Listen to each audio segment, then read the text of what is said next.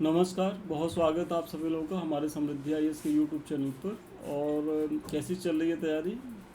कुछ दिक्कत होगी तो कमेंट करके बताइएगा।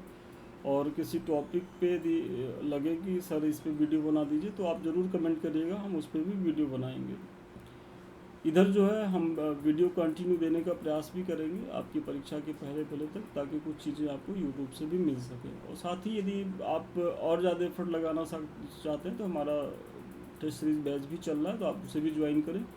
क्योंकि यहाँ तो एक लिमिट है, हम डेली एक प्रश्न कराते हैं और वो भी कभी कभी गैप हो जाता है। लेकिन जो हमारे टेस्ट सीरीज प्रोग्राम है वहाँ मंडे टू सैटरडे डेली 4 प्रश्न कराए जाते हैं और 150 से ज़्यादा प्रश्न कराए जा चुके हैं। और 225 प्रश्न संस्थान का लक्ष्य है कि 225 प्रश्न जो है हम हिस्ट्री और सिविक्स मिला करके कराएं, ताकि आपको इन्हीं प्रश्नों में से, अब सोचिए अगर हर टॉपिक से आप प्रश्न करके जा रहे हो, 225 प्रश्नों की आपने प्रैक्टिस कर ली है, तो फिर मुख्य परीक्षा में इससे ज़्यादा मतलब इससे बाहर कहाँ जाएगा। अब एक आध क्वेश्चन का तो दावा कोई नहीं करता, हम भी नहीं करते हैं।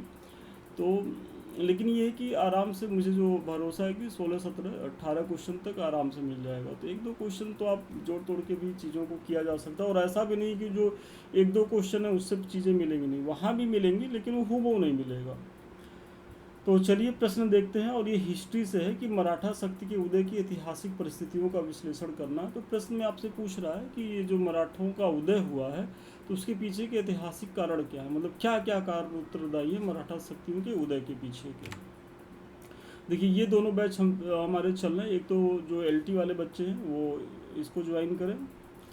इसमें हम हिस्ट्री और सिविक्स के सब्जेक्ट को कवर कर रहे हैं, केवल 2 ही सब्जेक्ट हम कवर कर रहे हैं। और पीसीएस वाले हमारे बच्चे जो है वो ज्वाइन करें। अभी 29 जो है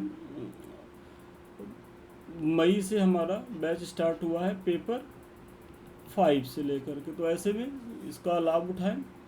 और जो बच्चे पीसीएस को लेकर के हैं तो इस बार बहुत अच्छी वैकेंसी है, बस अपना मुख्य परीक्षा को बढ़िया से तैयार किए रहिए। क्योंकि पीटी तो आप 1.5-2 महीना बढ़िया से पढ़ेंगे तो हो ही जाएगा। और संस्थान जो है पीटी के लिए भी जुलाई से बैचेज ला रहा है, तो आप अगर बॉर्डर लाइन पे या 2-4-10 नंबर से आपकी चीज़ें रुक रही हैं तो वो बहुत ही फ्रूटफुल बैच होगा। तो आप वहाँ से ज्वाइन करिएगा, पीटी पास हो जाइएगा। लेकिन ज़रूरत है मुख्य परीक्षा की बेहतरीन तैयारी की। पीटी पास करके भी क्या करिएगा यदि मुख्य परीक्षा आपका तैयार नहीं है। और बहुत से मैंने ऐसे बच्चों को देखा है कि जो प्रीलिम्स के मास्टर हैं और बहुत बार पीटी पास किए, और फाइनली क्या होता है कि मुख्य परीक्षा में वो परफॉर्म नहीं कर पाते। कारण क्या है नहीं करने का? क्योंकि अब जो परीक्षा का पैटर्न है 3 घंटे में 20 प्रश्न करना, तो ये आपके ज्ञान के साथ साथ आपके राइटिंग स्पीड की भी परीक्षा है। यदि आप पहले से प्रैक्टिस करके नहीं जाएंगे तो विश्वास मानिए आप कितनों ज्ञानी हो। और ज्ञानी भी क्या, मतलब आप 1-2 सब्जेक्ट के ज्ञानी हो सकते हैं, पूरे के तो हो नहीं सकते। तो इसके लिए आपको हार्ड वर्क करना होगा, डेली प्रैक्टिस करना होगा, आंसर राइटिंग करना होगा, तब जा कर के आप परीक्षा में सहज स्थिति में होंगे। तो ये दोनों बैच आपके लिए बहुत ही लाभदायक है, आप ज्वाइन करें, इसका लाभ उठाएं।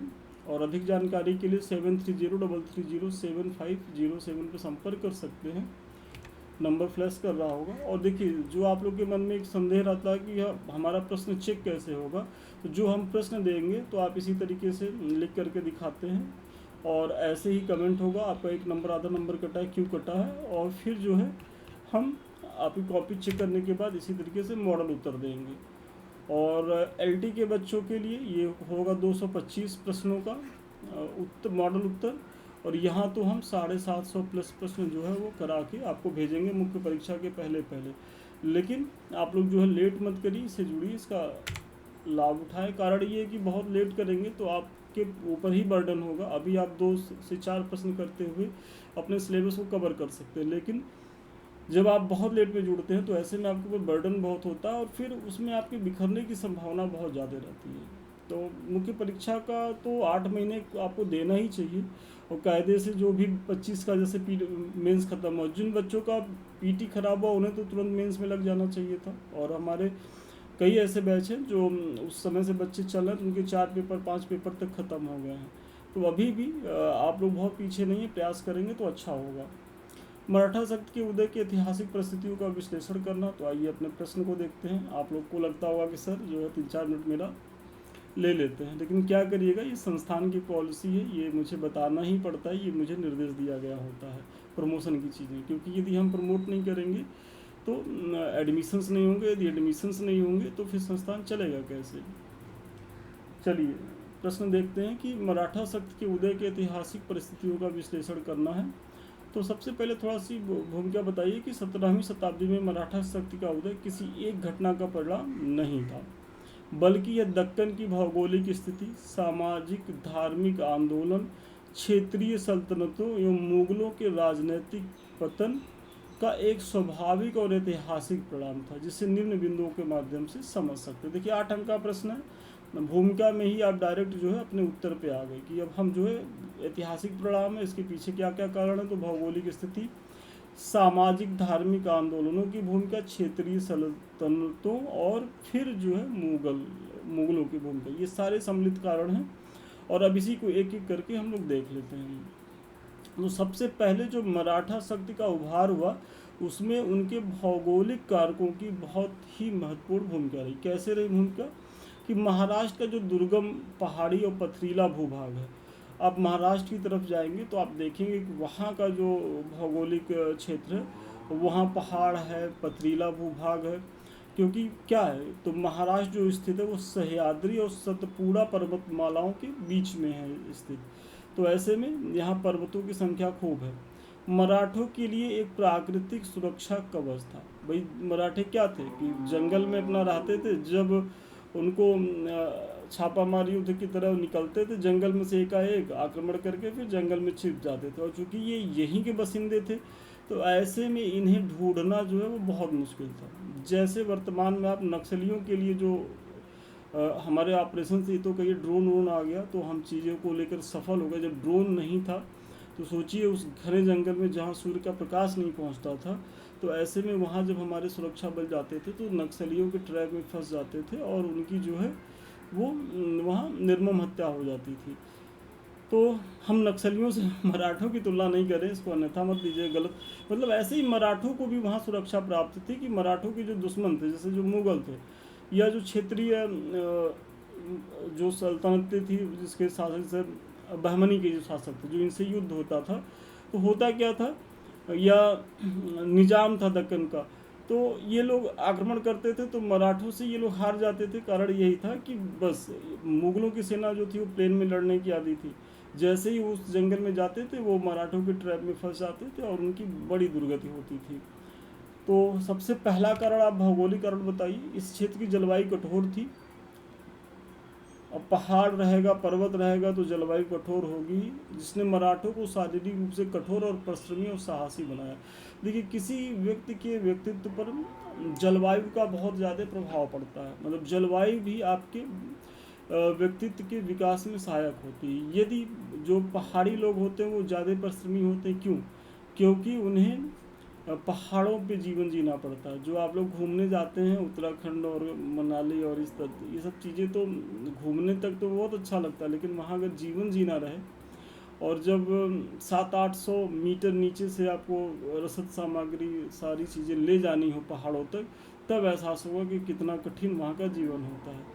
तो ऐसे में जो पहाड़ों पर रहने वाले लोग होते हैं या जो जिनके पास दुर्गम भौगोलिक कारक होते हैं, उतने ज़्यादा फर्टिल लैंड नहीं होते, तो उन्हें हर चीज़ के लिए संघर्ष करना पड़ता है। मतलब जीवन स्तर को मेंटेन करने के लिए, एग्रीकल्चर के लिए, सब चीज़ के लिए वो संघर्ष कर रहे हैं। तो ऐसे में वो परिश्रमी होते हैं, और जब परिश्रमी होंगे तो साहस भी आएगा और कठोर तो होते ही हैं शारीरिक रूप से। फिर दक्कन की राजनीतिक स्थिरता, मतलब भौगोलिक कारकों को आपने महत्व दिया, पीछे बताया। फिर दक्कन की जो राजनीतिक अस्थिरता में देखेंगे कि उस समय दक्कन की सल्तनतें, भाई अगर ऐसे देखा जाए ये भारत का नक्शा अगर मान लीजिए तो ये मराठों का भूभाग था, ये दक्कन वाला क्षेत्र था, इधर तो मुगल थे और मुगल भी बहुत ज़्यादा हद तक आ गए थे, बीजापुर गोलकुंडा सब कब्जा ही कर लिए थे। तो यहीं से मराठों का उभार होता है। तो ऐसे में इधर यहाँ से जो है मुगलों से समस्या और इधर से दक्कन का जो निज़ाम है उससे समस्या उनको थी। तो वही बता रहे हैं कि जो बीजापुर, अहमदनगर और गोलकुंडा आपसी संघर्षों में और मुगलों के दबाव के कारण कमज़ोर हो रहे थे।